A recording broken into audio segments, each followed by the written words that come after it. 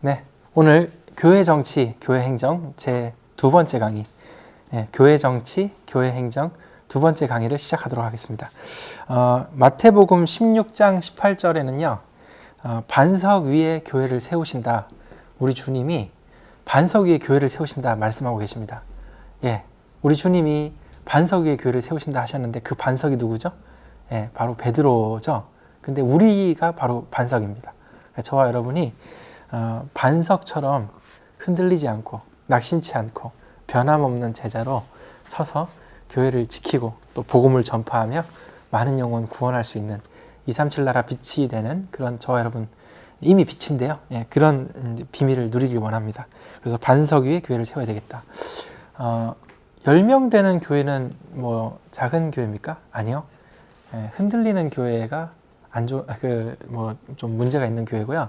10명이 됐든 50명이 됐든 100명이 됐든 흔들리지 않는 그런 영적 분위기 속에 있다면 문제가 없는 교회가 되겠죠. 그래서 반석 위에 교회를 세워야 된다. 숫자가 문제가 아니고 진짜 몇 명이라도 서로 복음을 진짜 누리고 원네스 되고 복음을 적용하는 그런 교회 정치와 행정이 바로 되어서 사단에게 속지 않을 수 있는 그런 교회가 되어야 되겠습니다. 마태복음 7장 24절 27절 말씀에도 마찬가지인데요.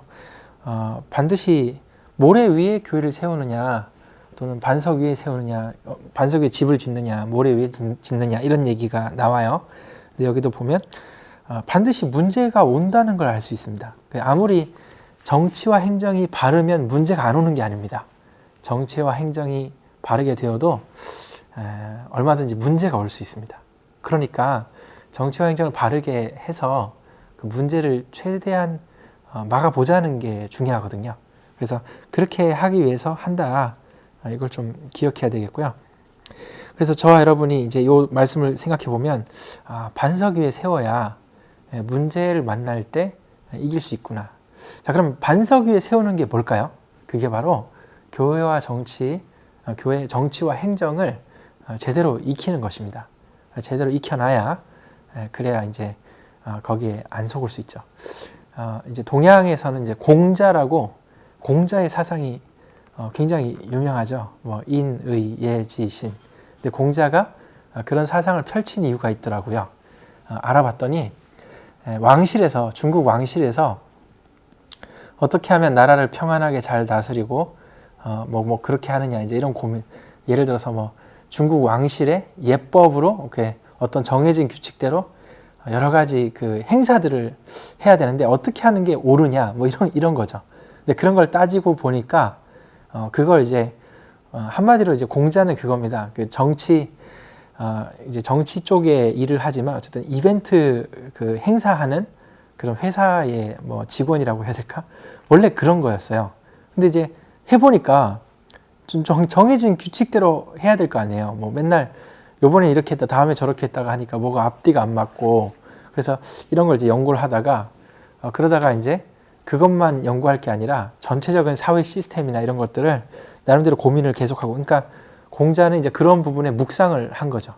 묵상을 하다가 나름대로 뭐 사서 삼경을 쓰고 대단한 학자인 건 맞는 것 같아요. 그렇게 쓰고 했거든요.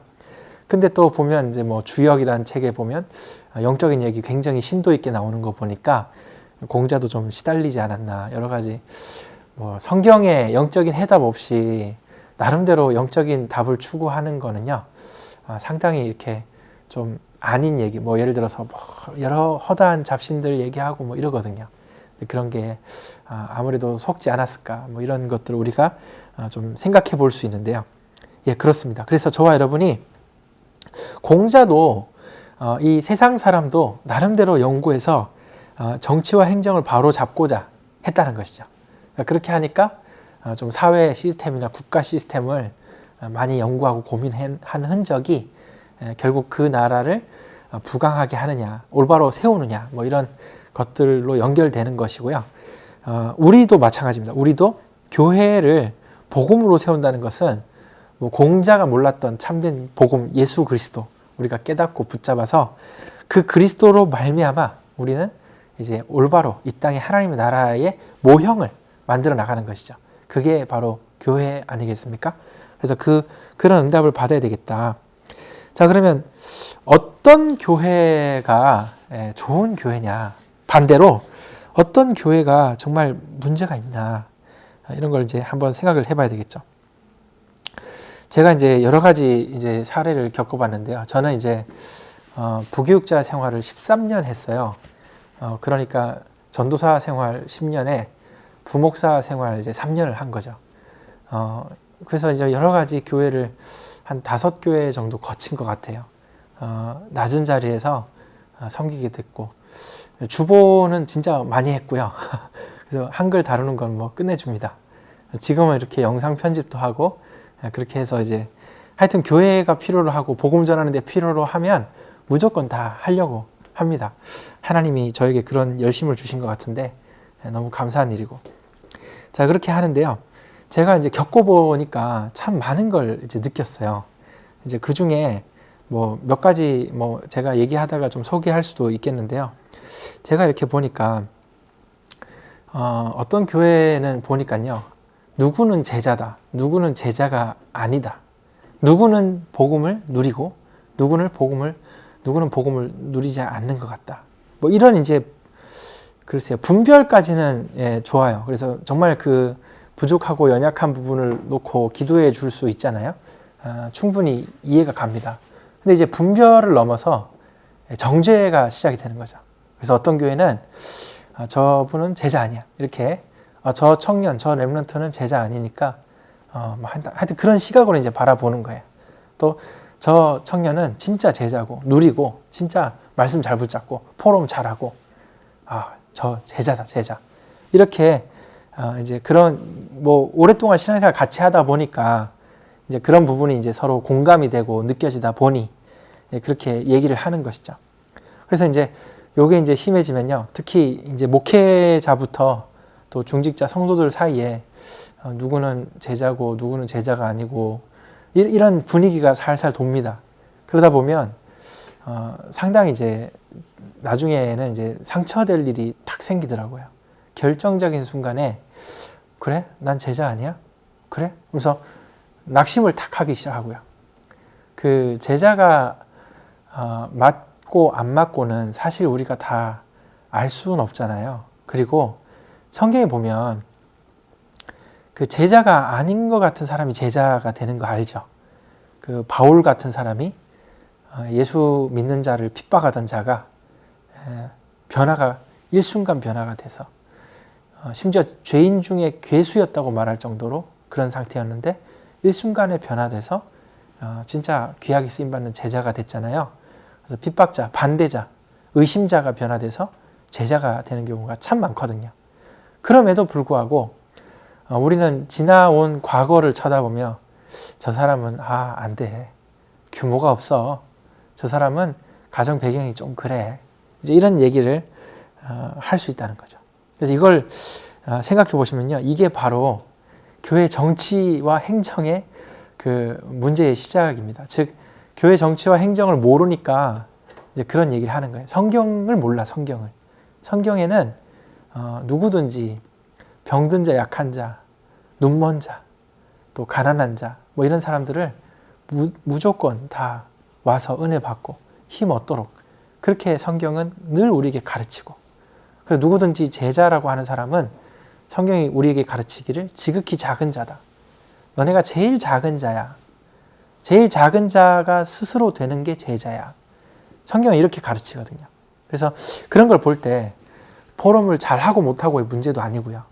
실제 저와 여러분이 진짜 제자가 누구냐 이런 것들 이제 고민이 되고요. 그래서 저는 이제 교회 안에 그 정치와 행정의 문제를 놓고 생각해 볼 때 결국 사람의 마음이 작은 데서부터 나뉘어져서 결국에는 큰 골이 생기고 오해가 생겨서 서로 이제는 더 이상 이제 이해할 수 없는, 용서할 수 없는 그런 문제로 커지는 걸 많이 보게 됩니다. 그래서 제가 교회를 섬기면서 그런 식의 상처받는 사람 너무 많이 봤어요. 너무 많이 봤어요. 여러분 그러지 않길 원합니다. 여러분 혹시 제자가 아닐 것 같은 그런 분이 있다고 생각이 든다면 그분은 반드시 하나님의 때에 제자로 세워질 것이다. 믿으시기를 예수님 이름으로 축복합니다. 그래야 되는 거예요. 그리고 솔직한 말로 우리 자신을 보십시오. 자기 자신을 볼 때 솔직히 제자 아닌 거 너무 많거든요. 그죠? 근데 그걸 자기 자신은 너무나 잘 관대하게 용서하면서 다른 사람은 이해를 못하는 거죠. 그래도 저건 아니다. 뭐 이런 생각을 한다는 거죠. 그래서 그런 부분들 일단 먼저 말씀을 드립니다.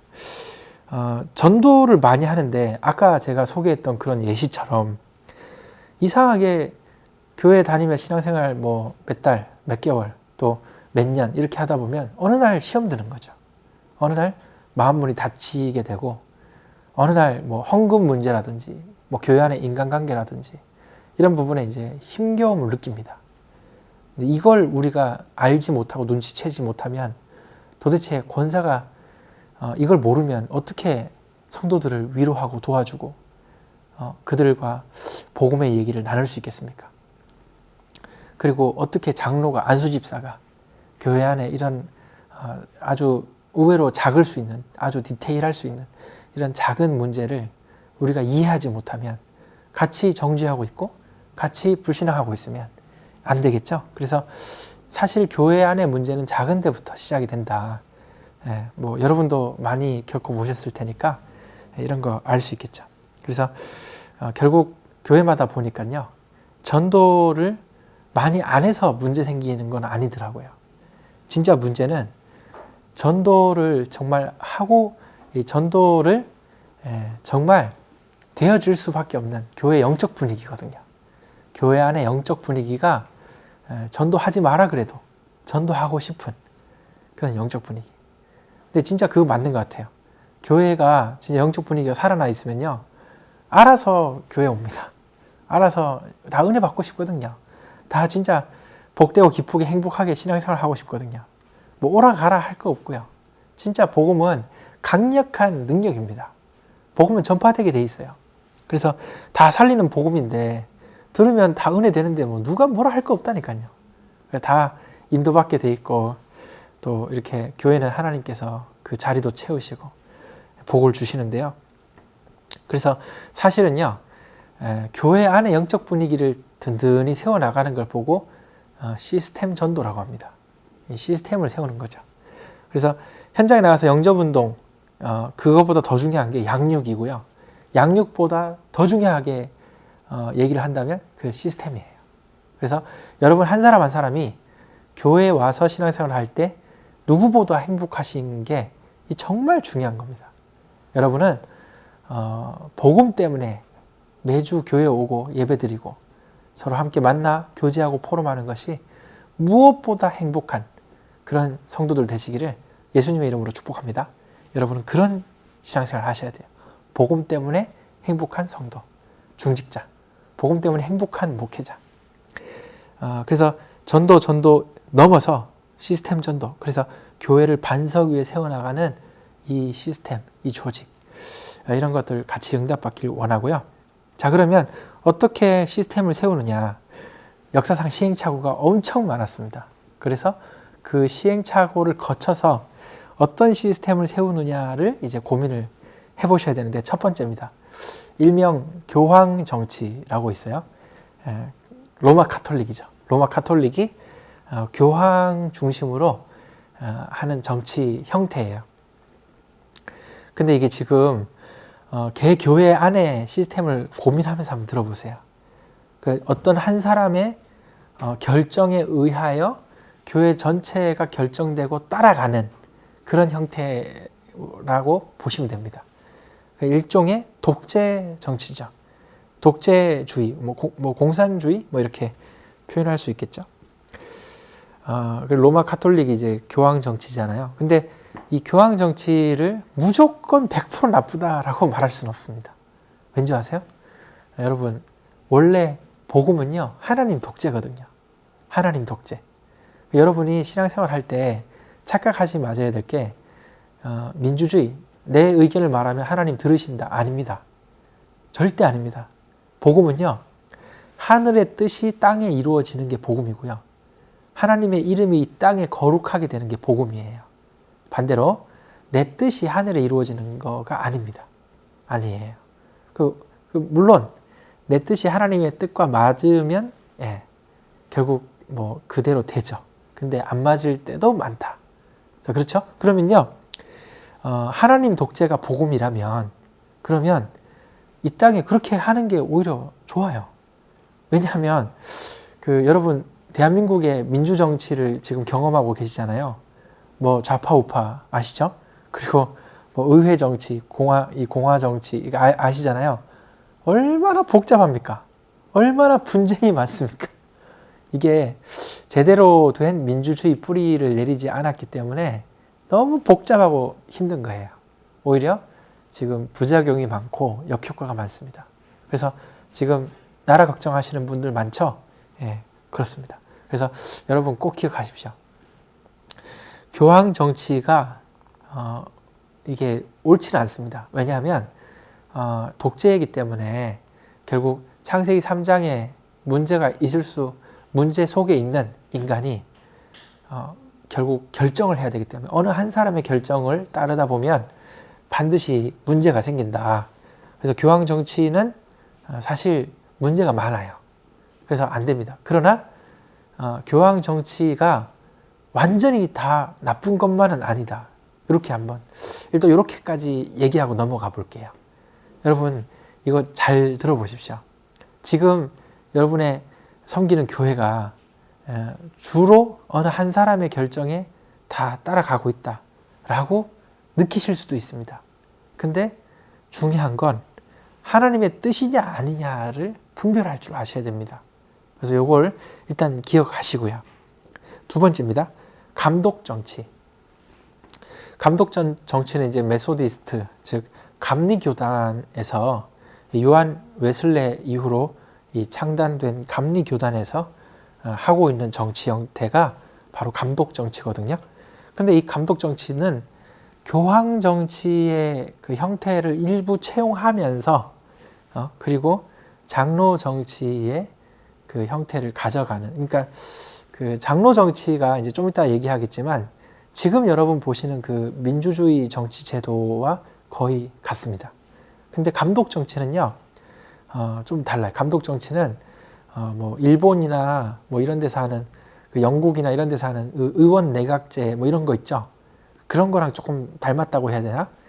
그런 게 감독 정치인데, 예를 들어서 투표나 정식적인 그런 어떤 선거를 통해서 이제 교회의 감독을 정합니다.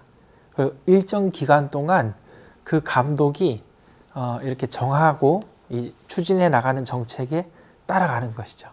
그래서 뭐 의원 수가 제일 많은 그 정당의 대표가 이제 총리가 돼서 그게 이제 의원 내각제잖아요. 이제 그런 식으로 하듯이 어느 정도 이렇게 여러 가지 분란이나 이런 것들을 좀 방지도 할 수 있겠죠. 그래서 보면 그 감리교는요, 진짜 좋은 장점이 있어요. 그게 뭐냐면요,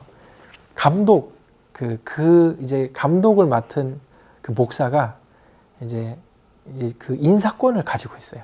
인사권. 그래서 그 시골 교회에 보면 목회자가 이제 안 가가지고 지금도 뭐 여기 안동이나 이런 데 시골에 보면 목회자가 없고 그냥 어느 여전도사님이 그냥 목회하고 계시고 거기 이제 모여서 이제 뭐 한두 가정 뭐 서너 가정 이렇게 모여서 예배드리고 있는 뭐 그런 이제 교회가 있거든요. 근데 장로교는요, 이제 목회자를 못 구하면 그만이에요. 근데 감리교는요, 그게 아니에요. 감리교는 시골 교회인데 목회자 젊은 목사들을 일정 기간 시골 교회에서 목회하도록 그렇게 이제 그걸 인사권을 정해놔 버렸어요.